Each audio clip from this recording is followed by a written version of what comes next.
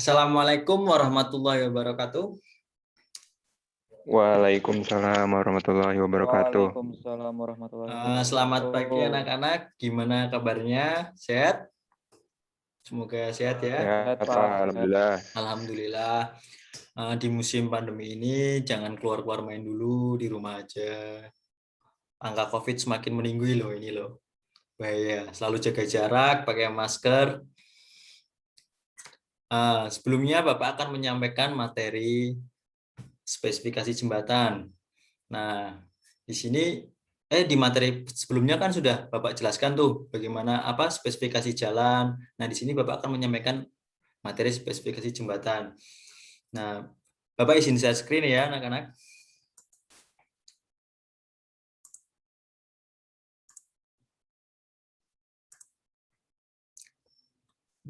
Di sini Bapak akan menampilkan RPP-nya terlebih dahulu. Apakah kelihatan?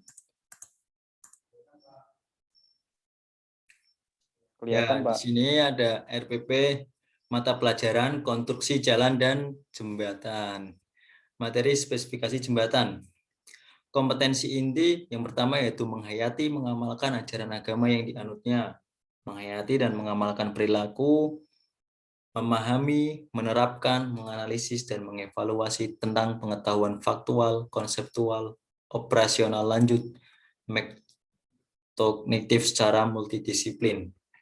Yang keempat yaitu melaksanakan tugas spesifik dengan menggunakan alat, informasi, dan prosedur kerja yang lazim dilakukan serta memecahkan masalah sesuai dengan bidang kerja bisnis, konstruksi, dan properti. Kompetensi dasar yang kali ini yaitu adalah yang pertama memahami spesifikasi jembatan. Nah, di situ nanti Bapak akan menjelaskan apa sih itu spesifikasi jembatan secara rinci dan detail. Yang selanjutnya yaitu menyajikan spesifikasi jembatan. Tentunya pasti akan Bapak sajikan apa sih spesifikasi jembatan yang dimaksud. Selanjutnya indikator pencapaian kompetensi. Membandingkan definisi spesifikasi jembatan dari berbagai sumber, menganalisis spesifikasi jembatan dari berbagai sumber. Yang ketiga, menunjukkan spesifikasi jembatan. Yang keempat, menyajikan hasil diskusi spesifikasi jembatan.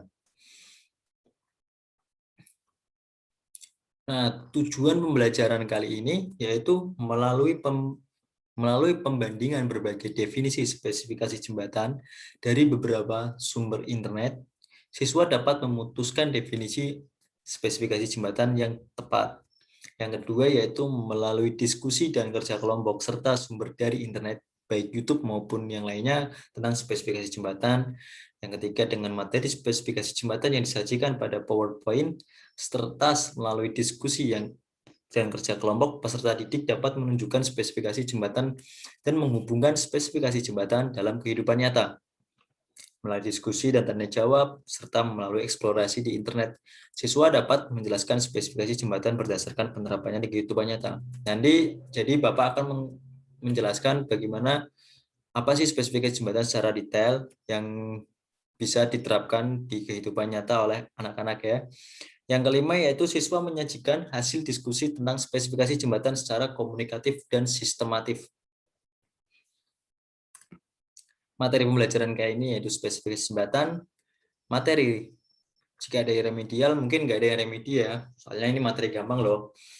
Nah, langsung saja kita masuk ke PowerPoint-nya saja ya anak-anak. Nah, di sini sebelum masuk ke spesifikasi jembatan, kita perkenalan dulu apa sih jembatan itu. Nah, di sini Bapak akan jelaskan tentang jembatan. Jembatan adalah suatu struktur konstruksi yang memungkinkan rute transportasi melalui sungai, danau, kali, jalan raya, jalan kereta api, dan lain sebagainya. Jembatan adalah suatu struktur konstruksi yang berfungsi untuk menghubungkan dua bagian jalan yang terputus oleh adanya rintangan-rintangan seperti lembah, jurang, saluran irigasi, maupun pembuangan. Pada pelaksanaan, jembatan diperlukan suatu panduan pelaksanaan atau acuan pelaksanaan yang menjadi patokan bagi pelaksanaan pekerjaan. Spesifikasi yang merupakan bagian yang sangat penting dalam pelaksanaan suatu pekerjaan. Nah, sistem spesifikasi sendiri Bapak bagi menjadi 4, yaitu ada sistem spesifikasi umum, sistem spesifikasi persyaratan, spesifikasi pelaksanaan, dan yang terakhir spesifikasi pengendalian mutu. Umum. Umum di sini menjelaskan tentang ruang lingkup yang mencangkup dalam seksi jenis yang bersangkutan. Nah, klasifikasi jembatan yang ditinjau dari material yang digunakan diantaranya ada jembatan kayu, jembatan baja, jembatan beton, dan yang terakhir itu jembatan komposit. Nah, kita bisa lihat ini salah satu jembatan kayu. Fotonya bisa dilihat ya adik-adik. Jembatan kayu yaitu jembatan yang berbahan kayu. Jembatan ini biasanya mempunyai panjang relatif pendek dengan beban yang diterima relatif ringan. Material yang sering digunakan oleh jembatan kayu yaitu kayu ulin. Kenapa sih harus kayu ulin kan Pak? Padahal ada kayu jati, kayu-kayu yang lain Pak. Nah, kayu ulin ini terkenal sangat kuat dan kokoh. Kayu ulin juga terkenal sebagai kayu yang digunakan sebagai konstruksi. Selain juga digunakan sebagai jembatan, kayu ulin juga digunakan sebagai properti misal atap, untuk landasan rel kereta, dan lain sebagainya. Yang kedua, yaitu jembatan baja. Jembatan ini berbahan dasar baja sebagai bahan konstruksi utamanya. Jembatan ini umumnya digunakan untuk jembatan dengan bentang yang panjang dan beban yang diterima cukup besar. Penggunaan jembatan baja banyak digunakan dan bentuknya bervariasi. Jadi macam-macam variasi jembatan baja, ini salah satunya gambarnya di atas, Anda bisa lihat. Nah, karena dengan jembatan baja yang bentang yang panjang, biaya harus dikeluarkan menjadi lebih sedikit. Jadi untuk mengurangi biaya proses pembuatan jembatan dengan bentang yang panjang, biasanya menggunakan material jembatan baja. Biasanya baja yang sering digunakan itu ada beberapa profil, yaitu misal profil H, IWF, H-beam, dan lain sebagainya. Banyak. Yang ketiga yaitu kita pakai ada jembatan beton. Jembatan ini biasanya digunakan untuk tentang jembatan yang pendek. Namun seiring dengan perkembangan zaman ditemukan beton pratekan atau yang biasa dikenal juga prategang.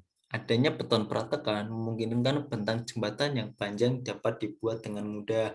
Jadi dulu itu emang jembatan beton itu hanya untuk relatif yang jembatan yang pendek-pendek saja, tapi setelah ditemukannya jembatan pratekan, akhirnya jembatan beton juga bisa digunakan dalam bentang yang panjang.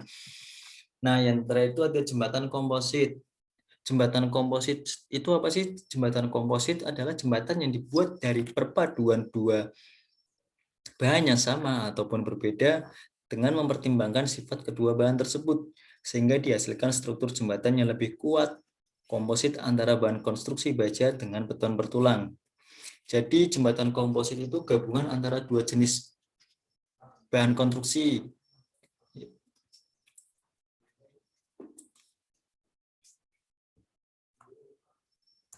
Ya, wait.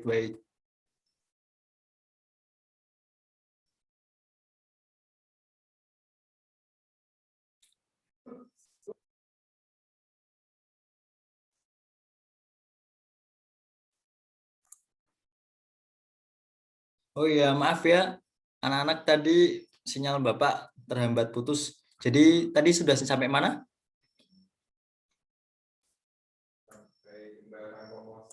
Sampai jembatan komposit, Pak. Oh iya, kita ulang lagi dari jembatan komposit ya. Bapak izin share screen.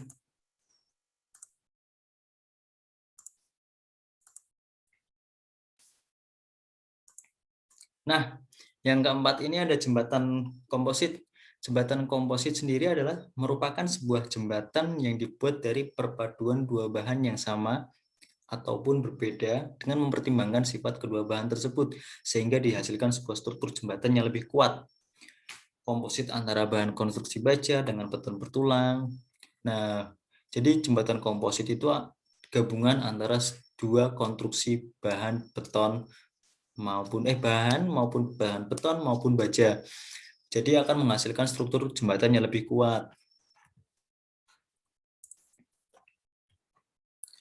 Sistem spesifikasi selanjutnya yaitu ada persyaratan.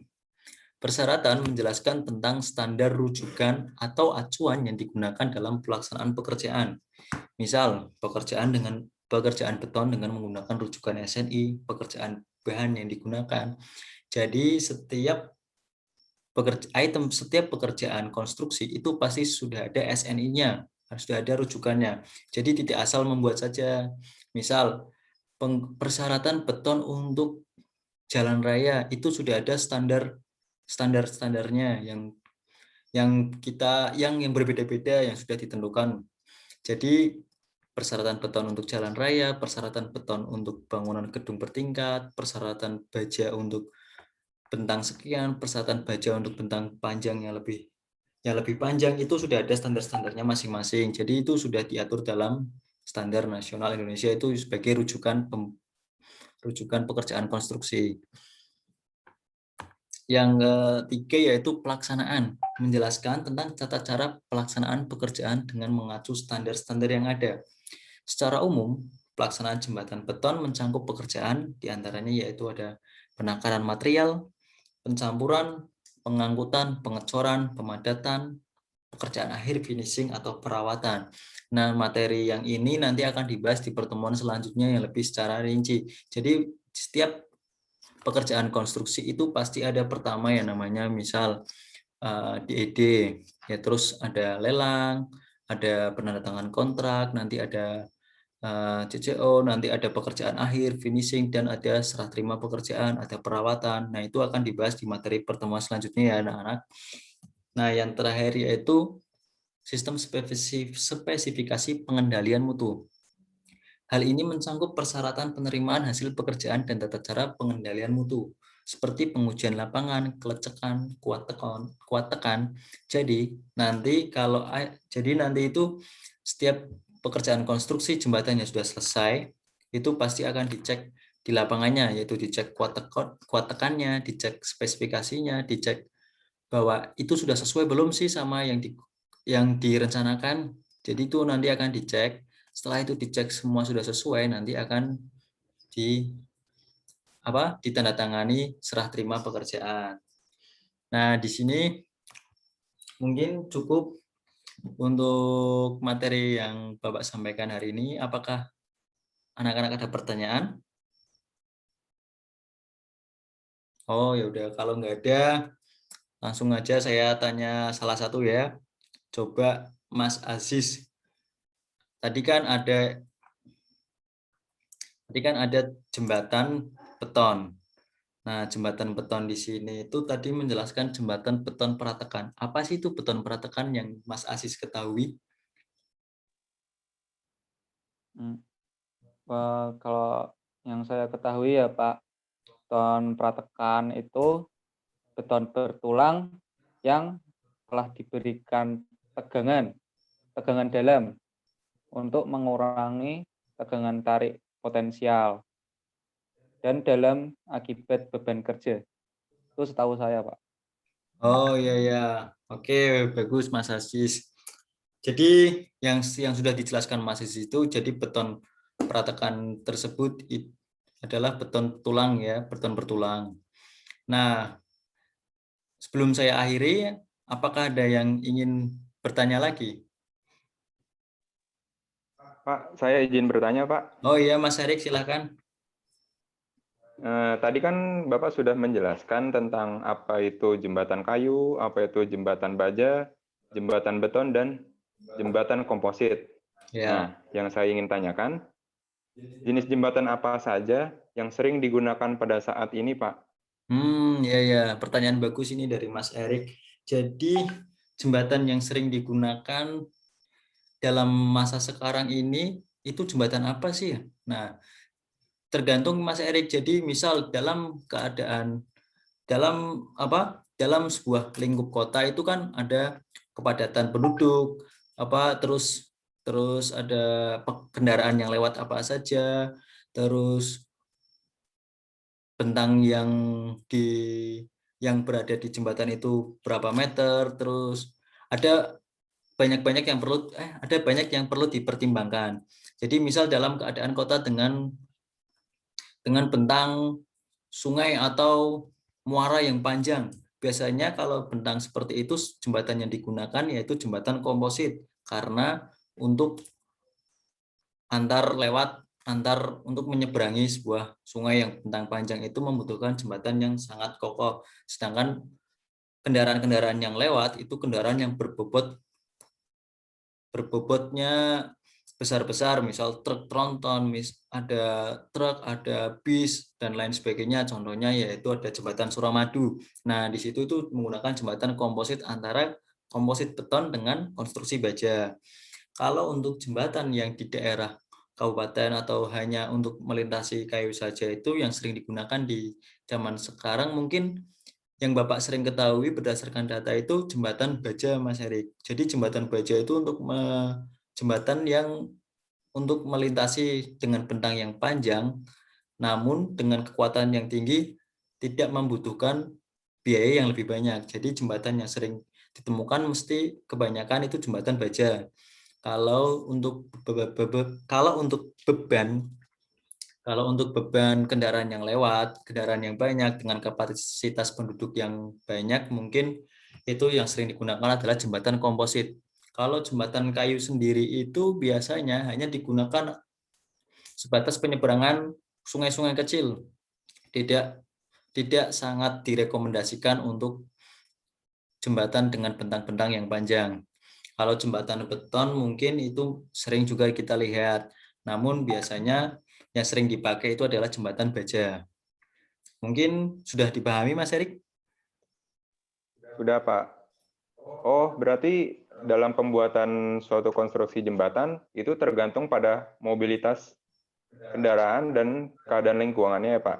Ya, itu sangat mempengaruhi dalam proses perencanaan pembuatan jembatan itu sendiri. Jadi tidak sembarangan dalam merencanakan sebuah pekerjaan konstruksi. Misal, aku pengen jembatan yang ini aja bagus, itu tidak bisa, harus berdasarkan mobilitas di suatu daerah itu sendiri. Jadi apa saja sih yang lewat di sekitar situ, bagaimana sih kepadatan penduduk di sekitar situ, terus bagaimana kuat tanah, itu mempertimbangkan banyak hal. Nanti bisa Bapak jelaskan di materi pertemuan selanjutnya ya secara detail. Untuk pertanyaan Mas Erik ini sangat bagus. Jadi mungkin ini saja yang bisa mungkin ini saja yang bisa saya Bapak sampaikan kepada Mas Erik. Apakah sudah dipahami? Nah, untuk saat ini saya sudah paham, Pak, tentang jembatan-jembatan dan bagaimana jembatan itu digunakan sesuai fungsi dan keadaannya.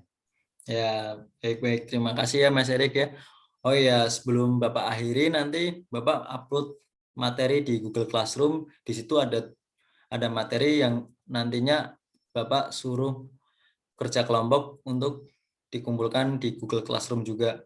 Nanti dikumpulkan ya. Oh ya, jangan lupa pertemuan hari ini nanti sudah Bapak presensi nanti divalidasi ya. Terima kasih. Sebelumnya, jika ada salah kata atau tutur kata yang tidak berkenan, Bapak mohon maaf. Wassalamualaikum warahmatullahi wabarakatuh. Waalaikumsalam warahmatullahi wabarakatuh. Makasih, Pak. Terima kasih, Pak. Salam.